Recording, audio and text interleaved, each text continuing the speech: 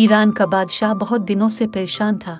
यूं तो हर तरफ खुशहाली का दौर था, मगर बादशाह की परेशानी की वजह इसकी इकलौती बेटी थी। हर बाप की तरह बादशाह भी अपनी बेटी की शादी करके इस फरीज़ा को अंजाम देना चाहता था। लेकिन शहजादी ने भी अजीब ऐलान कर रखा था कि शहजादी शादी सिर्फ उसी शख्स से करेगी जो शख्स शहजादी के 3 सवालों के जवाब देगा। आसपास की रियासतों से बहुत से शहजादे आए कि शहजादी के सवालों के जवाबात देकर शहजादी से शादी कर सके, लेकिन सब नाकाम लूटे। इस मुल्क में एक नौजवान रहता था जिसका नाम आज़म था। इस नौजवान ने अपने बाप से कहा कि वो भी अपनी किस्मत आजमाना चाहता है। आज़म के वालिद एक आलम थे और बरसों से लोगों में दीनी इल्म फैला रहे थे। मुल्क फारिस का वजीर आज़म, बड़े बड़े कारी और शहर का काजी भी इनका शागिर्द था। आज़म के बाप ने अपने बेटे की ख्वाहिश देखी तो कहा कि बेटा, अगर तो तुम नाकाम लूटे तो तुम्हारा कुछ नहीं जाएगा, लेकिन लोगों को बातें करने का मौका मिल जाएगा और बातें बनाएंगे कि एक आलम का बेटा नाकाम हो गया। आज़म अपने वालिद से कहने लगा कि बाबा, बड़े बड़े शहजादे नाकाम हैकर लूट गए, तो अगर मैं भी नाकाम लूटा तो क्या हो जाएगा?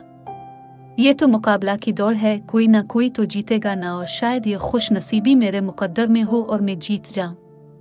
आखिर बाप को अपने बेटे की जिद माननी पड़ गई। आज़म अपने वालिद की नेक तमन्नाएं लेकर खुशी खुशी महल की तरफ चल पड़ा। जंगल की आग की तरह ये खबर भी शहर भर में फैल गई और लोगों ने महल का रुख कर लिया। मुकाबले के वक्त बादशाह का महल शहर के लोगों से खींचा खींचा भरा हुआ था। बादशाह तख्त पे बैठा हुआ था और मलिका आलिया भी महल में मौजूद थी।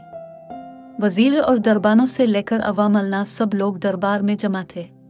आखिर शहजादी ने अपना पहला सवाल कर डाला।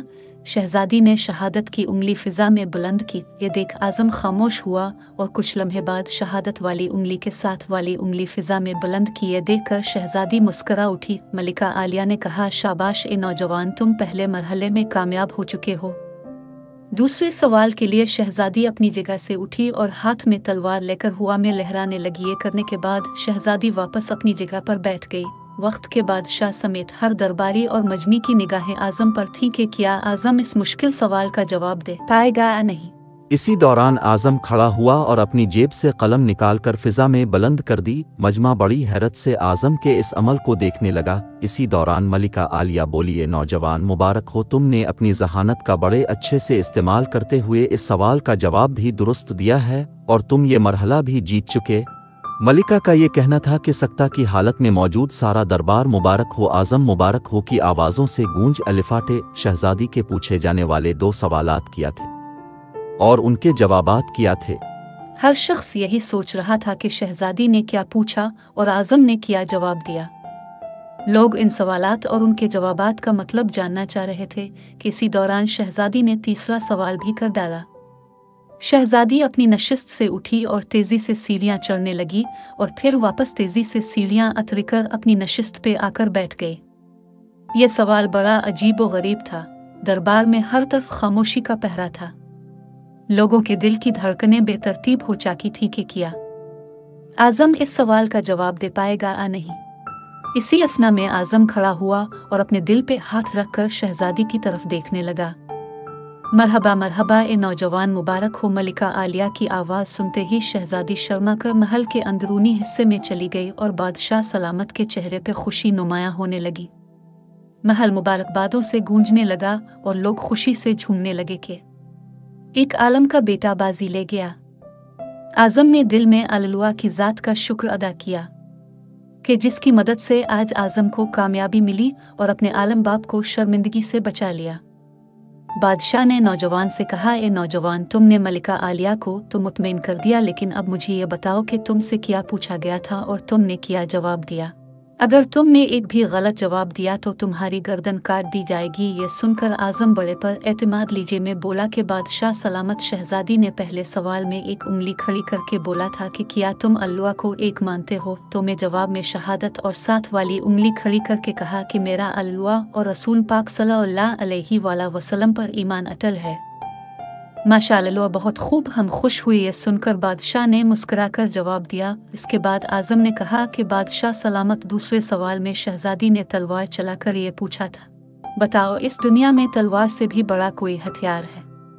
तो मैंने जवाबा कलम को हुआ में बुलंद करके कहा कि हाँ, कलम का वार तलवार से ज़्यादा ताकतवर होता है। वाह नौजवान माशाअल्लाह, तुमने हमें खुश कर दिया। वाकई तुमने साबित किया कि जाओ जलाल, दौलत और हुश्मत के इल्म के सामने कोई हैसियत नहीं। अब ये बताओ, तीसरा सवाल किया था। बादशाह ने बड़े प्यार से पूछा। आज़म आसमान की तरफ निगाह दौड़ाते हुए कहने लगा कि शहजादी तेज़ी से सीढ़ियाँ चढ़ी और फिर इतनी ही तेज़ी से आतर कर वापस थक कर बैठ गई। इस सवाल में शहजादी ने ये पूछा था कि मैं थक गई हूँ, लेकिन मेरे जिस्म की कौन सी एक चीज़ ऐसी है जो नहीं थकी? तो मैंने जवाबा अपने दिल पे हाथ रखा कि दिल, क्योंकि दिल ही इंसानी जिस्म में वो वाहिद चीज़ है जो पैदा होने से लेकर मौत के आने तक मुतवातिर धड़कता रहता है और नहीं थकता। तीनों सवालों का मतलब और तीनों जवाबात का मतलब जानने के बाद बादशाह ने आज़म को पास बुलाकर गिले से लगा लिया और कहा कि ए लोगों, गवाह रहना, मैंने हकदार का हक अदा कर दिया है। और बादशाह ने शहजादी की शादी एक आलम के बेटे आज़म के साथ बड़ी धूमधाम से कर दी और अपना फ़र्ज़ निभा दिया, जिस वजह से बादशाह परेशान रहता था।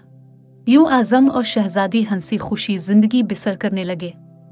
इस बात से ये वाज़ेह होता है कि अल्लाह और उसके आखिरी नबी सल्लल्लाहु अलैहि वसल्लम पर कामिल ईमान ही हर मुश्किल में कामयाबी दिलवा सकता है, और दूसरा, कलम का वार दुनिया के हर हथियार से ज़्यादा ख़तरनाक है, और तीसरा, दिल, क्योंकि दिल वाकई इंसान जिस्म का सबसे ताकतवर तरीन हिस्सा है, क्योंकि इस पर कितने भी गम टूटी मुश्किलें आएँ, लेकिन अगर आपका दिल अल्लाह की रज़ा पे राज़ी हो तो वाकई कामयाबियाँ आपका मुक़द्दर चूमती हैं। जज़ाक अल्लाह खैर।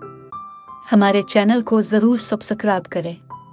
आपको ये कहानी कैसी लगी है कमेंट करके ज़रूर बताएं। दुआ है कि अल्लाह हम सब का हामी और मददगार रहे।